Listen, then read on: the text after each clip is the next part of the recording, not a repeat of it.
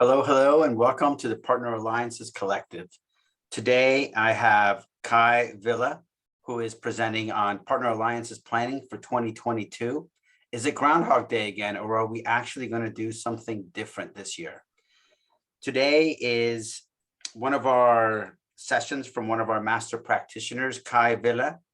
He works and supports the Partner Alliances Collective as a mentor, working with other Partner Alliances members who want to up their game and build their capacity and their competence in building partnership and alliances.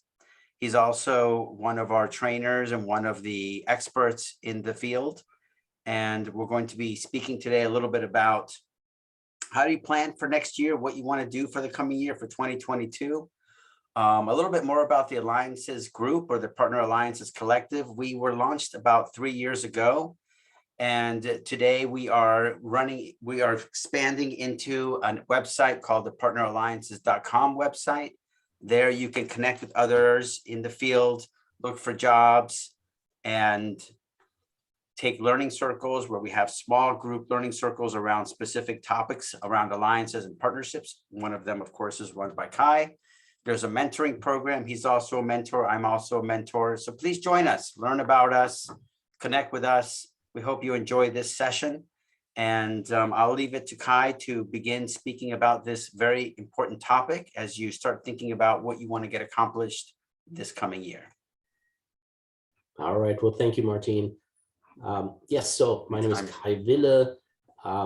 Is it Groundhog Day again? That's the real question. At the beginning of every year, us Partner Alliances folks always face the same scenario where at this point, it's early February. Have we gotten our quota yet? Have we gotten new territories yet? Quite often, even if we don't have our quota yet, we kind of know where things are going. It's probably going to be a higher number, but somehow you're supposed to squeeze that extra revenue out of the same set of partners in the same territory. Maybe we've been thrust into a new territory, but one way or another, we need to come up with a plan that changes the game. And that's what this session is all about, is to get into territory planning in a differentiated way. And so let's dig into that for a little bit here. Awesome. So from a planning perspective, there's multiple aspects. Of course, the first thing to do is to take a look at where did the money come from last year? That's easy, right? You can take a look at your partners that performed as well as your partners that didn't perform. And start digging into, where do you want to spend your time in terms of selecting target partners that you're going to grow this year. And of course, you want to look for some target accounts to grow your territory beyond the existing partner set. And finally, of course, there's always market opportunities and activities that you can take advantage of. So let's talk about that a little bit as well. Great. So let's start with the easy thing, which is, let's talk to the partners that were successful last year. That's a really important conversation to have, because in the end, successful partners are the easiest place to generate growth, but they're also the easiest place to learn about why did they partner with us and why did they grow. So here's an important question to ask. Why are they partnering with you? This is a question you should be asking every one of your top partners. So not just one partner, but multiple partners and multiple contacts within that partner. So sales, marketing, product folks, executive management, you want a cross-section of feedback from those partners of just why are they partnering with you? And you don't want a basic answer that, oh, you've got good pricing, I like your discounting. That's not a meaningful answer. You want answers that tell you why it's strategically important for that organization to partner with your company. So you're looking for answers like this. Well, when working with you, I'm able to sell more products and services of my own, and it therefore elevates my business overall. Or when working with you, I get access to key accounts that I don't normally have access to. Other examples might be, working with you allows me to reduce the total cost of ownership to my end users as I sell my complete offering. Well, maybe it's improving customer service. Those are just a few examples to give you a feeling for the kind of answer you're looking for. And so you need to dig deep and have a number of conversations with your customers to really get a feeling for why are your partners doing business with you? Because those answers are worth their weight in gold. And we're going to get into just exactly how you can then leverage that gold as you work with your top partners, as well as your existing smaller partners that maybe aren't performing, or target partners. So that's question number one. But now there's more questions to ask, which is, okay, they were successful last year, but why were they successful? We need to understand this deeply, because in the end, that success could potentially be repeated elsewhere. And so you, again, need to talk to a number of folks within your partner organization, such as their sales team, their sales management team, their marketing team. You know, what messaging did they use? What pricing did they use? What campaigns or events did they have? Did they somehow on the product side, did they package things in a unique way or bundle offerings of their own with your product? Those are the kinds of things you need to know, because you want to understand what is the reason for their success. Because the more you understand about what makes partners successful, that information, again, could be used to help other partners be successful as well. But a critical question, of course, is that success repeatable? Repeatability is one of the most crucial components, because sometimes partners are successful, but that success isn't repeatable. Maybe they had a large deal fall into their lap last year that they closed, so they ended up being a good revenue performer. But the reality is next year or this year now, they're not going to have another large deal like this. And so you want to figure that out as early as possible to make sure you're spending your time on the right partners for the right reasons. And of course, you want to understand what repeatable success looks like, so that, of course, you could potentially reuse that information. And so as you talk to your partners, you can start looking for a pattern. You know, which partners do the partners give you similar answers for why they're partnering with you, and similar answers for what makes them successful, right? Because that creates that goal that you're looking for, those strategic reasons to partner with you, plus the successful sales marketing programs, right? Those things in combination ultimately create a repeatable, successful partner profile, or potentially multiple profiles. As you're talking to your partners, you may find that services partners have different success formulas than maybe resale partners or OEM partners. There's lots of different types of partnerships.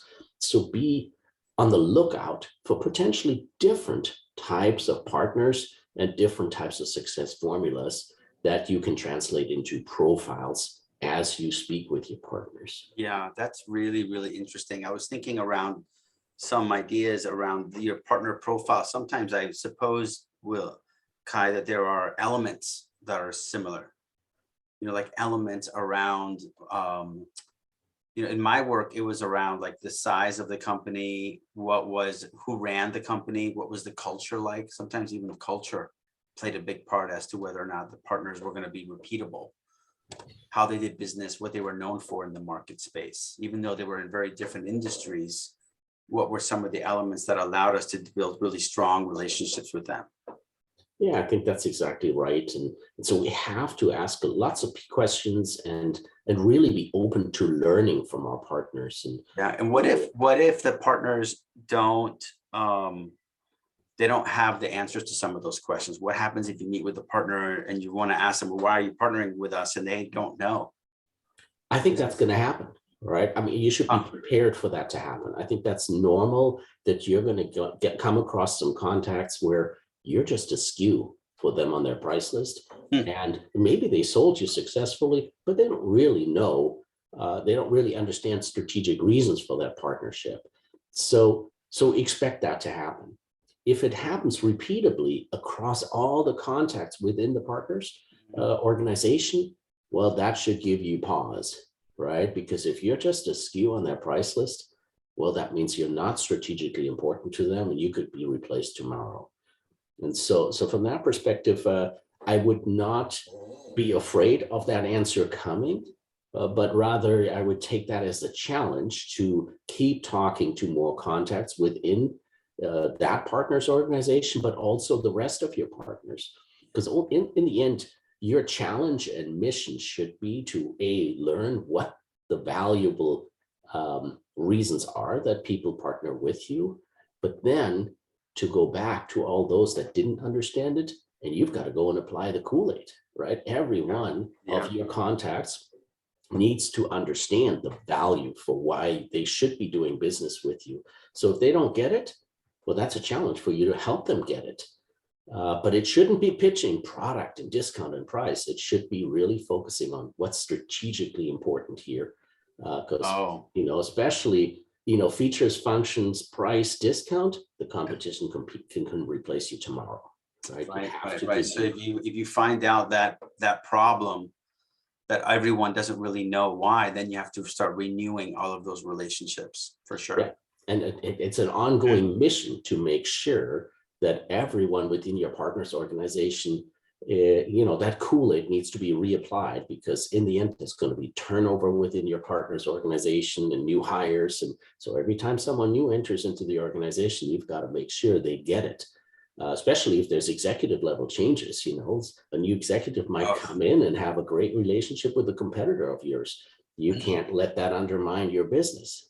So it's really important to be on the lookout and make sure you're engaging with the right folks within your organization. Because I think too many of us just kind of work with the partner management organization within, or maybe the vendor management organization at our partners, and we're not really talking to anybody else.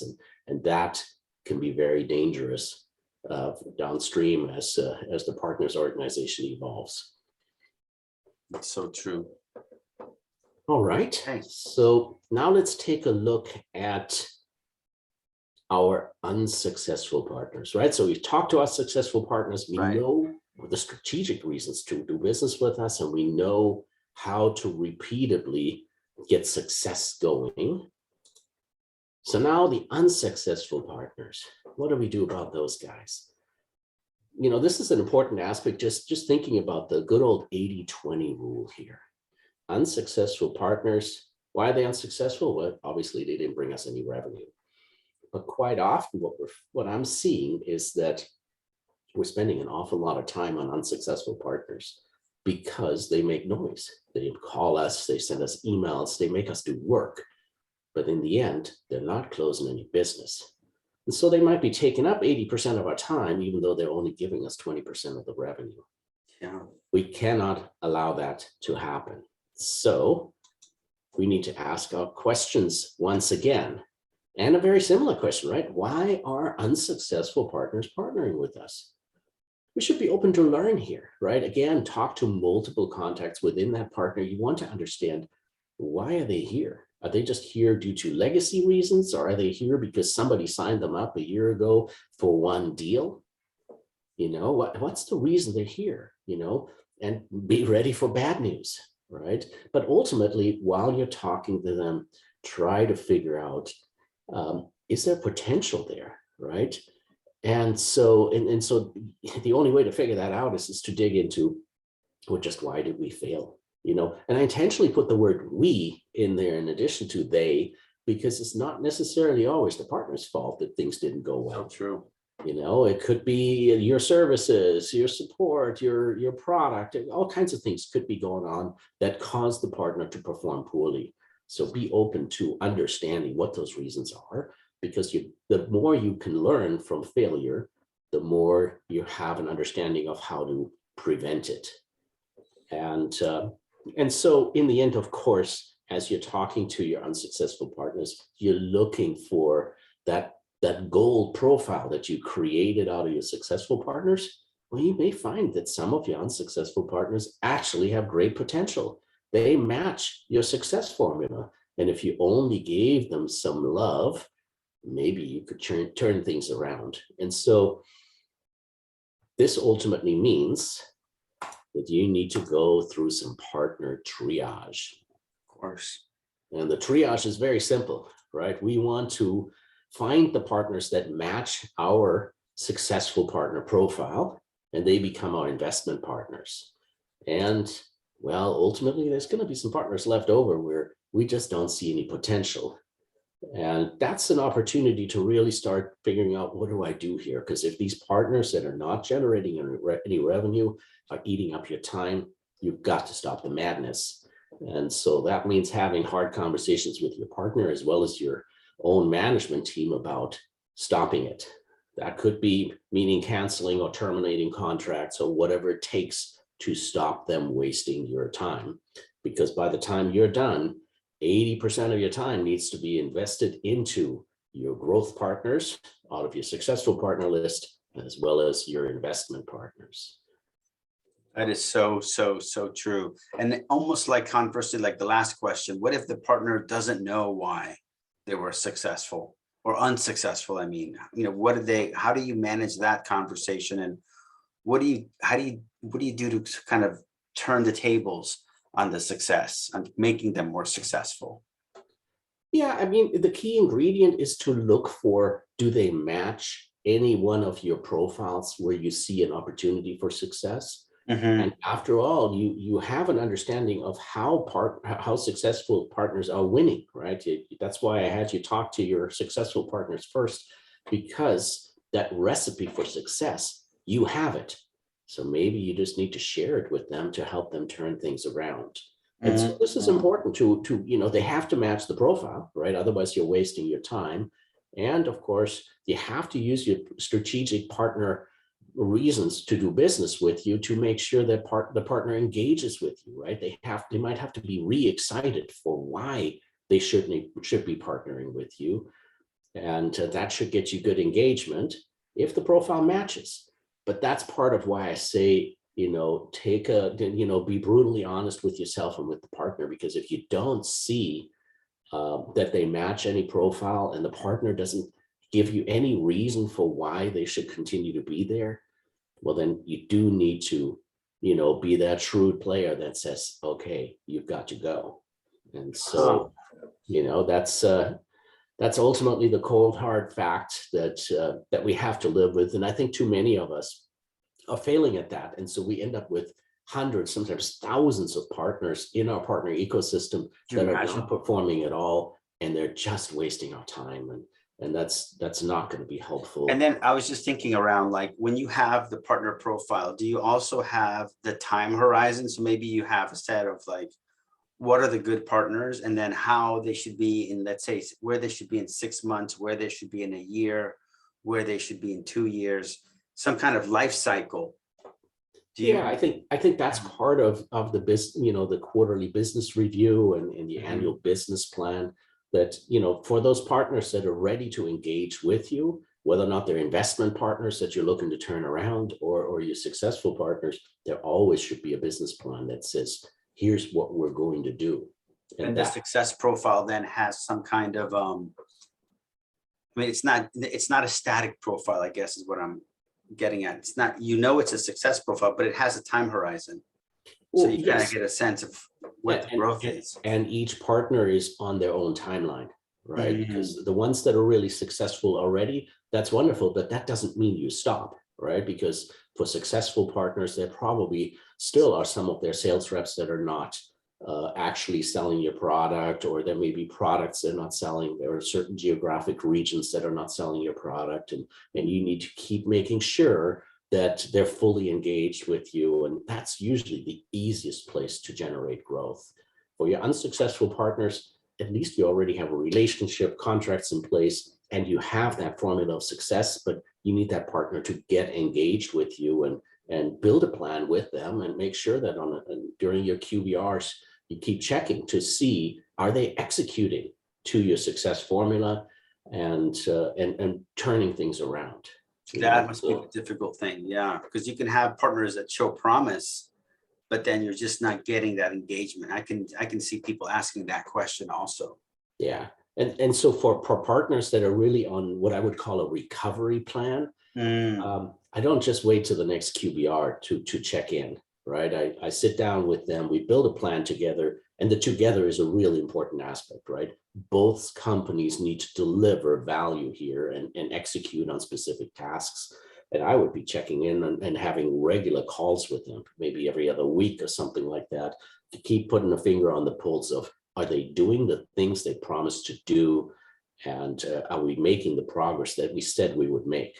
And if not, it's time to call them on the carpet, or call your own organization on the carpet if they haven't delivered, because ultimately it does take both organizations performing in order to generate success. Of course. Great, great. All right. So if you look at your growth accounts for the year, of course, it's a combination of your successful partners that you want to keep on growing and those investment partners that we sort of handpicked out of our list of unsuccessful partners. Mm.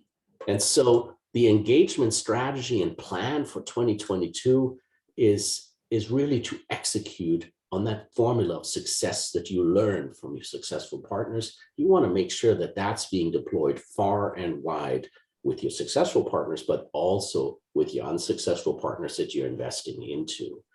And in addition to that, it comes back to what I just mentioned, right? Are they selling all products? Maybe you can place an additional product with a successful partner. And of course, are all the regions and reps really engaged? There's, especially with larger partners that have hundreds of sales reps, there are always reps that are not performing. And it's really important to engage with sales management to find those reps and put them on a plan to get them engaged. And so sometimes it means direct conversations with those reps to apply the Kool-Aid of why it's strategically important at the rep level to engage with you, but also to make sure that management is in fact on board and pushing that rep to sell your solution. And then finally, this is something that most of us don't get right. We do get some inbound leads, but do we apply the same rules here? I find too many of us are spending a lot of time on inbound leads, but often inbound leads are junk. And so it's really important to again, be that shrewd operator and look, interview those inbound leads and qualify them carefully, just like selecting a target account, to make sure they're matching that successful partner profile that you created when you interviewed your successful partners, because you want to make sure that you're investing your time wisely with inbound leads to make sure that they deserve being in your successful and investment partner list, and then not just somebody who came in who just has one deal that they'll close or maybe not close, waste a lot of your time, and then they're on your list and they're just eating your lunch every day instead of and taking time away from you spending your efforts on your important partners.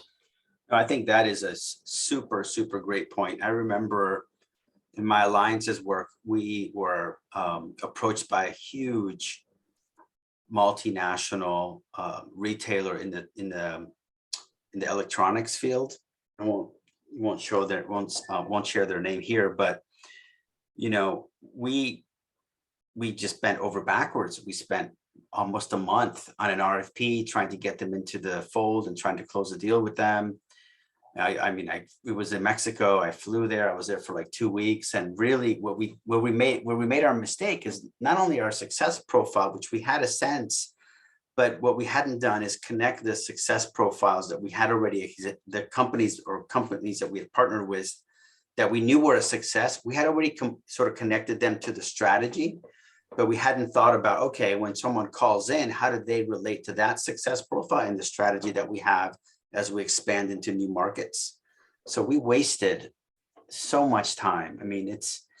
And I guess this calls to question something that I don't know if you've thought about this part, which I kind of mentioned before, is, when they sent us an RFP, we realized most of our work was really around collaboration. So we would never reply to an RFP, but we did. And that's where we realized, we don't want to do business with those kinds of companies, the ones that are looking for RFPs. We want real partnerships. And I don't know if if that kind of subjective stuff comes into your success profile also, not only just the objective structure, but just the kind of partners you're looking for, Yeah, absolutely. I think that's a key component because especially RFPs, I find to be a very dangerous place to do business with, No kidding. because most of the time RFPs are written and designed by the incumbent vendor or by somebody who, um, who the original vendor is already in bed with, and so when you get invited to participate in an RFP, you're typically column fodder. And so You're that's already not a gonna good place lose. to be. And so it doesn't mean that, and I would say this in general, right? Whenever you get an inbound request, don't blindly just look for your partner successful from. Always be open to listen and learn, right? Because you never know, market conditions always change, right? So it's Yeah, always worth listening, but especially for RFP requests, my suggestion would be to really look at that RFP, see if it feels like it's designed for a competitor, because if it is, you're just being set up to waste your time.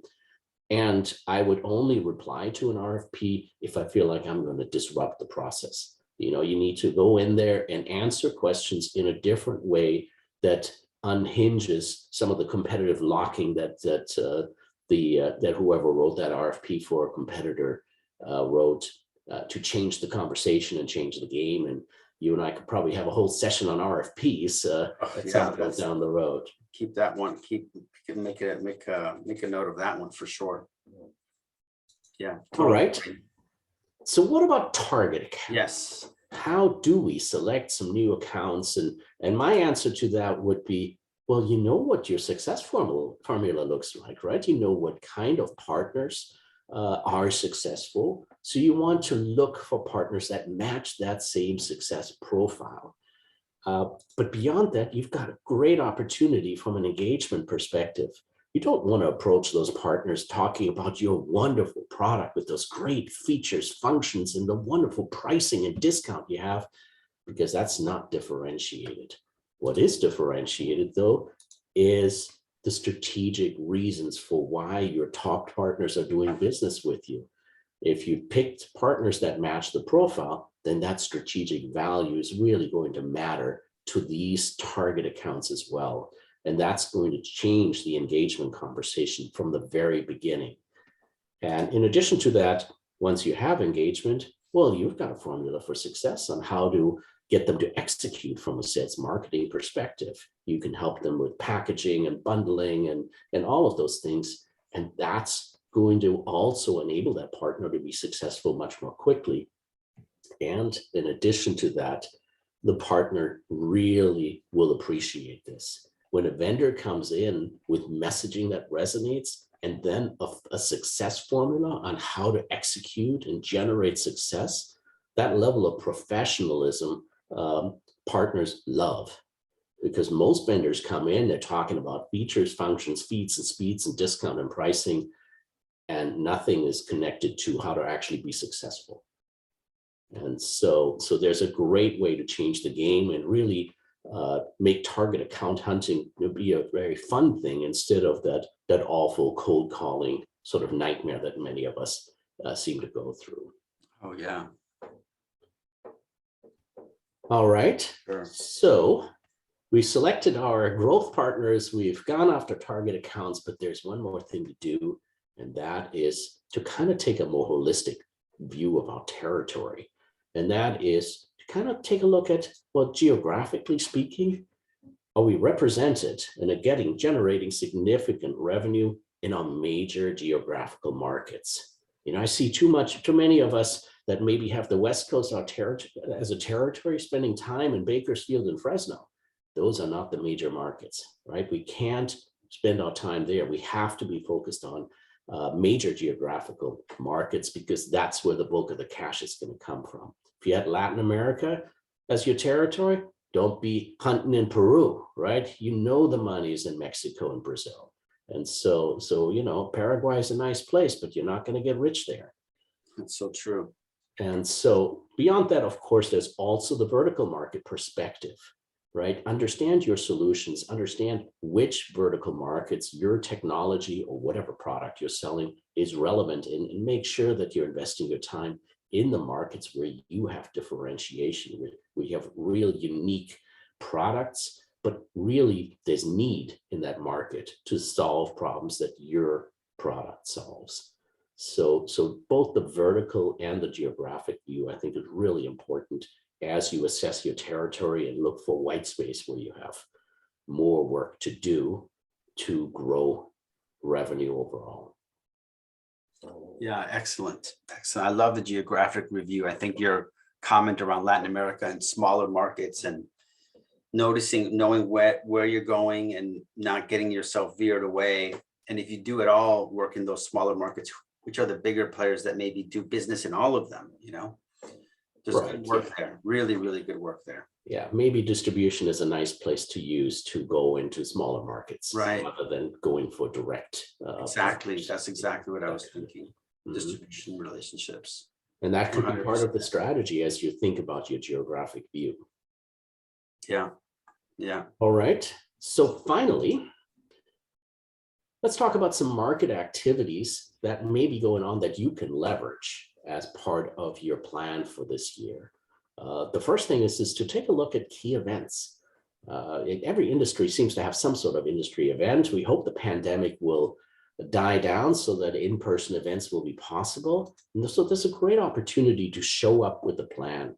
I mention this because I just see so many of us get sent to events and we waste 3 days standing around in some sort of booth waiting for something to happen. The leads are just supposed to walk into your booth.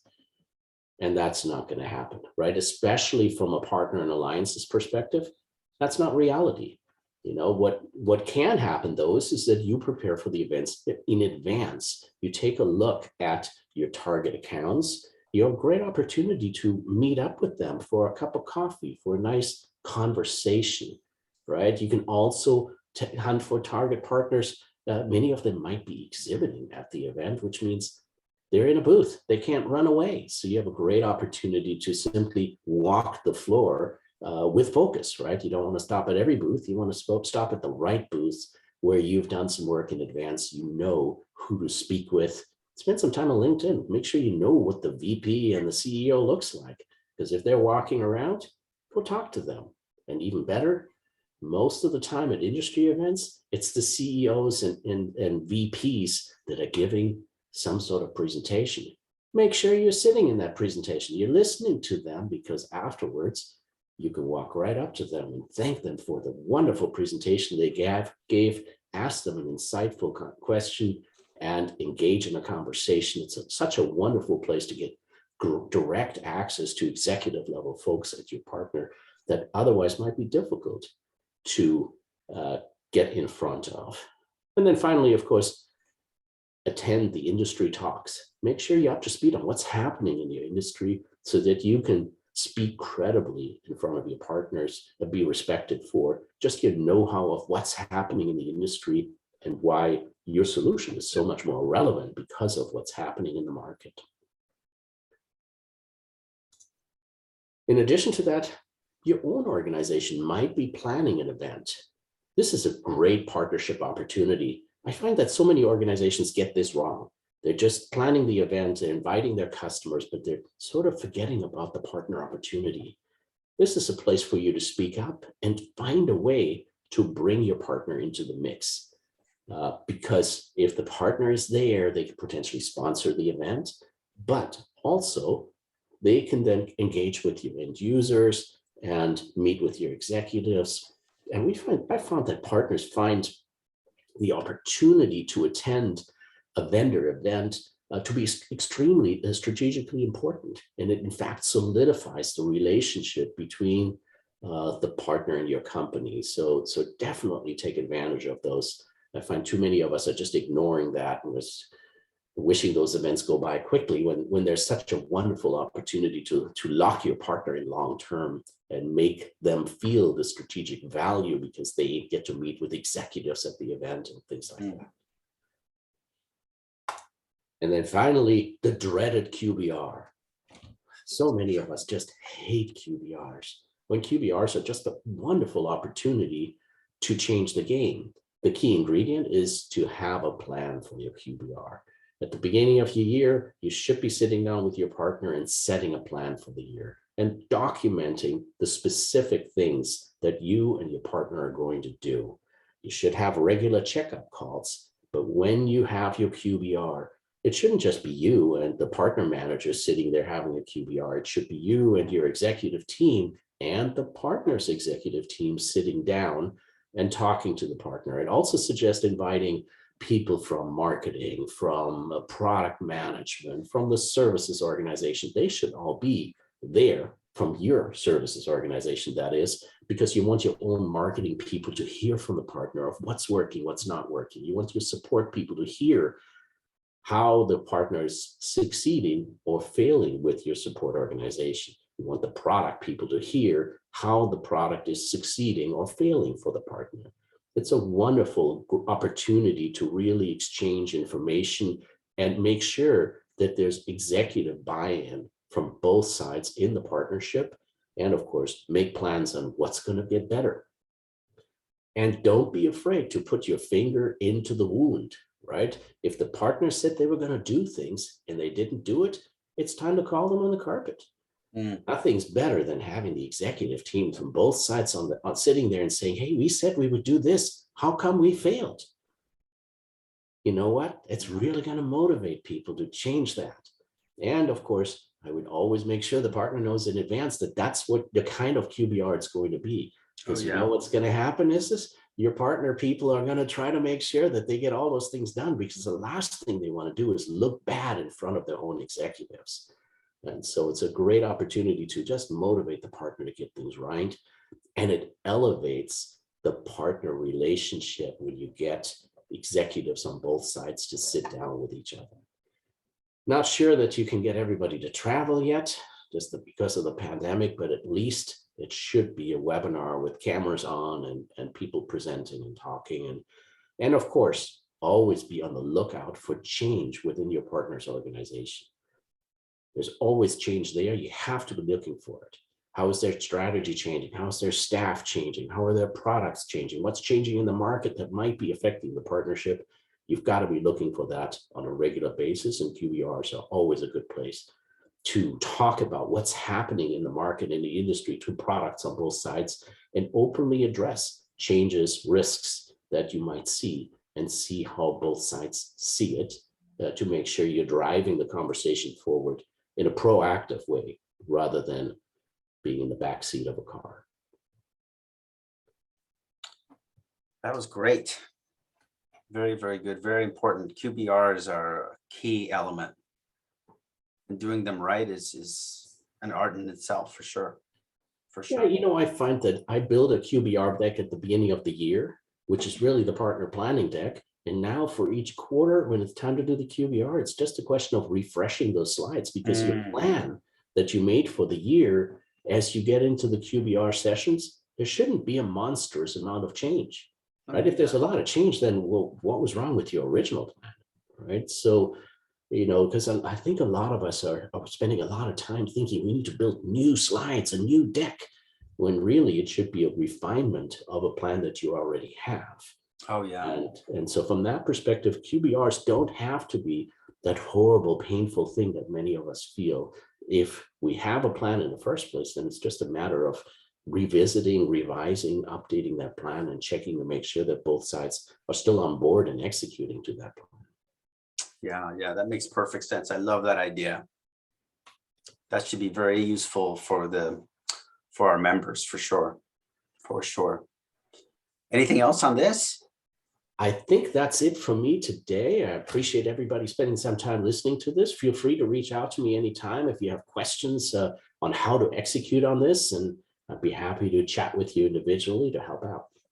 Thank you so much, Kai. I loved it. It wasn't, it's simple, but it's not simplistic. I really love the process of learning, thinking about past years' partners, where the revenue came from, discerning really well what your success profile looks like, mapping your unsuccessful partners, trying to map them into the success profile, targeting the year, really understanding where you're going to go in the next year, both with your successful partners and those that you're trying to invest in, your investment partners that you call them. I love that term. And then, as you mentioned, planning for the year, your market planning, you're doing your broad analysis is also very useful around the geographies and the verticals. So really a very helpful, useful tool. Thank you so much for the presentation and the time. If you'd like to join us, please visit us at www.partner-alliances.com. Join our group at Partner Alliances Collective on LinkedIn. Always connect with Kai or myself or anyone in the group. As we always say, the wisdom is in the collective. So really, thank you all, and reconnect.